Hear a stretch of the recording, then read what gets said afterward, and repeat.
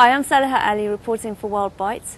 I'm here at the Rothermere American Institute with Cheryl Hudson, who is a research fellow here, and she also writes and teaches on American political history. Thanks to Cheryl for agreeing to talk with me. Hi. I'm going to be talking to Cheryl about Thomas Paine on the 200th anniversary of his death. Shall we start off by talking about Thomas Paine, the man? What was he doing at the time? Well, Thomas Paine was born in Britain, and he was the son of a corset maker in Norfolk, I think in East Anglia. And he didn't like stay making, or it didn't like him, and he tried his hand at lots of different professions after that. He was a tax inspector, an excise man in Lewes in Suffolk for a short time, which is where he first became kind of politicised, and he wrote a political pamphlet on the pay and conditions of excisemen. And that's when he first came to the attention of Benjamin Franklin, who was staying in London at the time. How did he move to the States? Is it because he had this idea that the revolution couldn't happen in Britain? No, I don't think he had any kind of major revolutionary ideas when he was living in Britain. I mean, he was just kind of campaigning for better paying conditions for tax collectors. He, in that campaign, he got to know Benjamin Franklin, who was over here from the American colonies, representing the taxpayers of Pennsylvania. So they had this kind of tax issue in common.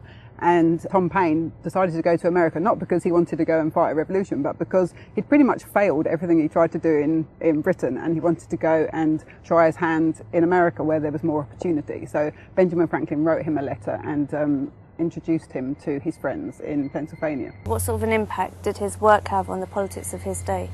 Well, when he arrived in America, like I say, he wasn't particularly political, but he did like to write, and he was encouraged to write, and he got a job as a journalist. And somebody suggested that he wrote a pamphlet about the American cause of independence, because the war had broken out in 1775, and there was already bloodshed on the battlefield between the Americans and the British, but it wasn't entirely clear at that point what the purpose of the fighting was. Was it for American independence, or was it just to adjust the relationship between the mother country and the colonies? And so Thomas Paine wrote in January of '76 his pamphlet Common Sense, and he argued for an immediate and complete break with Britain.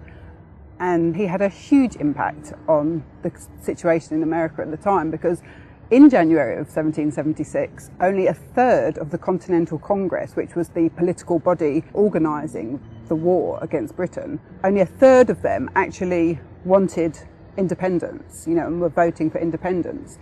That was in January in 1776. Then Common Sense was published, and in July of 1776, the 4th of July, the Declaration of Independence came out. And this was because of the huge popular impact of Common Sense.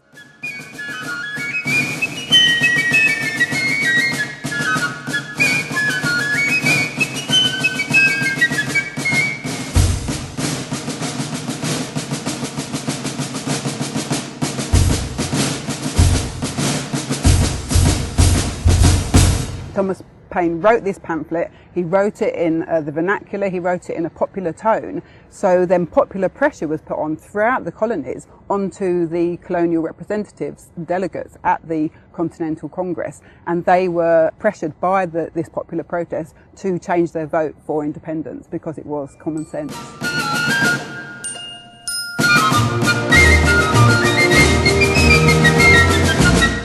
Many say he was, one of the fathers of the American Revolution. A lot of people say he also influenced the French Revolution. He was the father of the American Revolution. Maybe it would have happened anyway, but I think he made it happen when it happened. He brought it closer, as it were. He made it happen faster than it might otherwise have done. He was a participant in the French Revolution as well. But I would say that in America, he was on the radical wing of the American Revolution. So within the colonies, there were the real conservatives were the loyalists to Britain, who didn't want to change the relationship with the empire.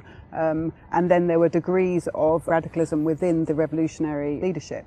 And so he was more on the radical wing. So he made some of the more conservative revolutionary leaders a little bit uncomfortable. John Adams, who became the second president of the United States, called Tom Paine a mongrel begotten by a wild boar on a bitch wolf, you know, so obviously he didn't like him very much, and he had this kind of fear of his radicalism.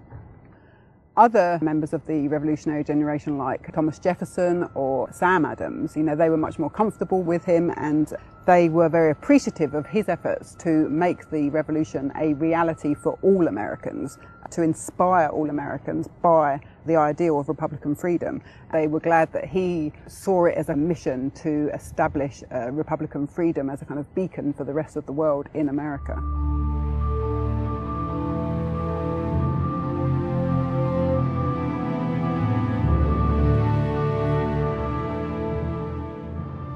The revolutions also created this contagion of liberty that some historians describe that kind of emanated out of the revolutions.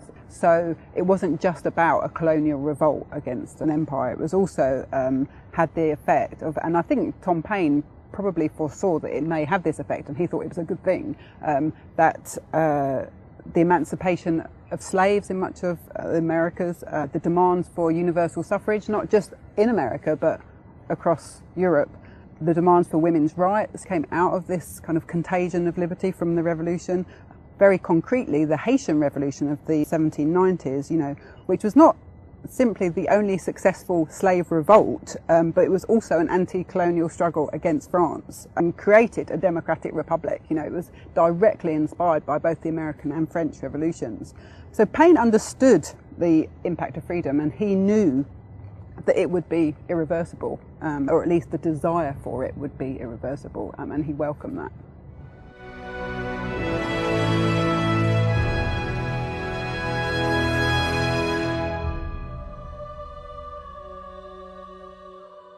Thomas Paine really believed in the equality of all human beings, and this comes out quite strongly in a lot of his work, in Common Sense Down to the Rights of Man and The Age of Reason.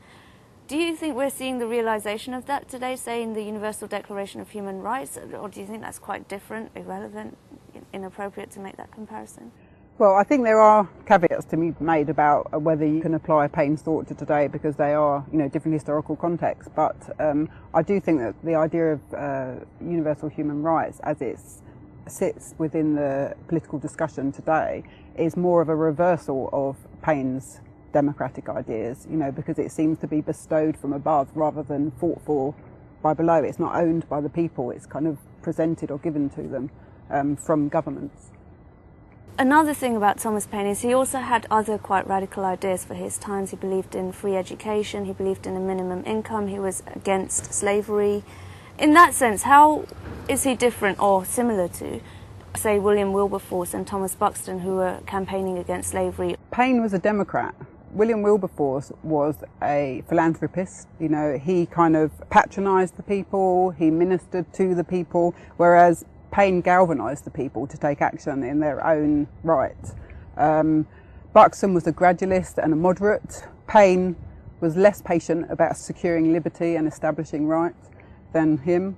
And both Wilberforce and Buxton were members of the political establishment, whereas Paine was of a new generation. He was of the people, and he was entirely irreverent and iconoclastic. And how do you think Thomas Paine would have felt about the monarchy today? Do you think he would have been astounded by it? I mean, some might argue that actually what Thomas Paine was fighting was the direct rule of the king or queen onto the people, and they didn't, you know, vote these people in, whereas today the monarchy is nominal, and it's almost like they're there because we allow them to be there. It's just a token of the past. Well, in the 18th century, the British monarchy was already limited to an extent. You know, it was kind of checked in the balances of the constitution by the will of the people as expressed in Parliament. But Paine at the time said that, you know, the king's role was little more than dispensing patronage and making war. But he said the danger was, and this is a quote from him, he says, although we've been wise enough to shut and lock a door against absolute monarchy, we at the same time have been foolish enough to put the crown in possession of the key, you know. So, you know, even though the monarch has only nominal powers, if the Queen decides that she wanted to take action, she could.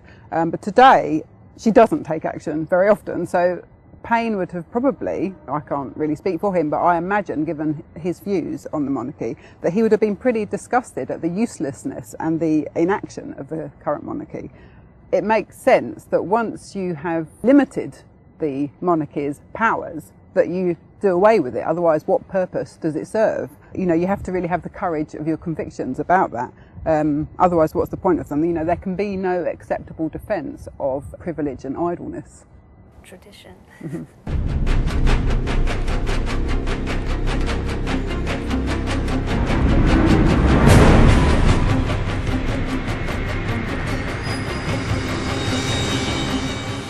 What do you find most inspiring about Thomas Paine's life and works?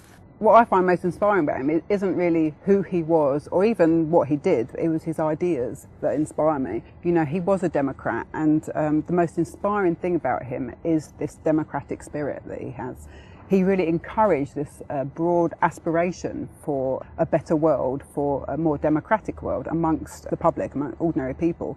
And he expressed those ideas and those arguments in a robust and vernacular style that everybody could understand. He really aimed to just communicate directly to people and to forthrightly argue for common sense about the future, and that people had it within their own powers to create that future.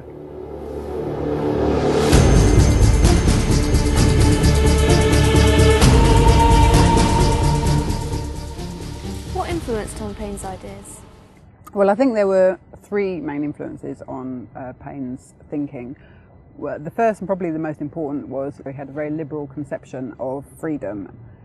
Should note that the Common Sense was published in the same year that Adam Smith's Wealth of Nations was published, and I think they shared many concepts in common, had very many same notions about government in particular. So government was seen as a necessary evil rather than a force for good or a positive good. It should be simple, it should be limited, and not swollen with the kind of luxury, rank and corruption that he saw in the British system that was existing at that time.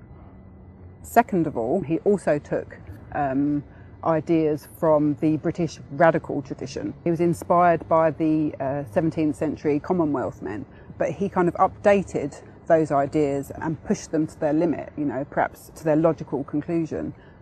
He didn't think that we should just tinker with the British Constitution, that we should limit the monarchy. You know, he thought that we should do more than allow for slow organic reform, which is what a lot of British Republicans believed. He, you know, was much more kind of decisive than that. And some of his ideas taken from the Commonwealth men were religious ideas. He came from a Quaker family. This is kind of reformed Protestantism, which played very much into the British radical tradition. Oliver Cromwell being a Puritan.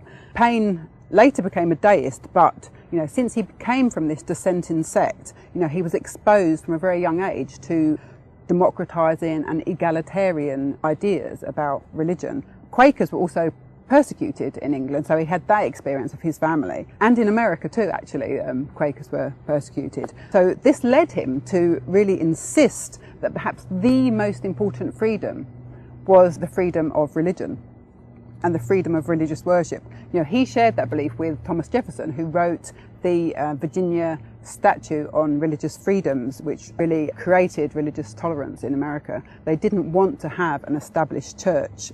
They hoped to prevent the establishment of an established church in America and thereby limit the powers of the state. But the reason that Paine really felt religious freedom was important wasn't just because it limited the power of the state. It was also because it created this freedom for people to think. He said no one can know what they're going to think tomorrow, and he encouraged, you know, people to rethink things. Every generation had to rethink ideas afresh and on their own merits, and look at the status quo again and kind of reconsider everything. And so you should never kind of freeze your ideas and prevent yourself from thinking from something else. So it wasn't just about stopping the state's power, it was also about allowing for maximum individual freedom.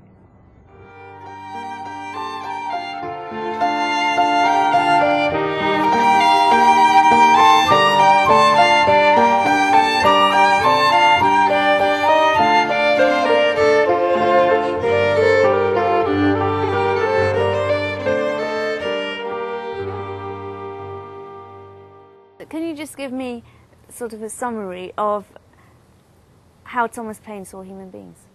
I think the most important thing that Thomas Paine saw in human beings was their liberty and their free minds, you know, and he thought that it was really important to kind of keep the freedom of the mind, to keep your mind open. And he really encouraged every generation to think for themselves and to, you know, not to take on inherited wisdom and adopt that, you know, because it came from the past, but to think and rethink again fresh ideas and to think again about the inherited ideas of your societies.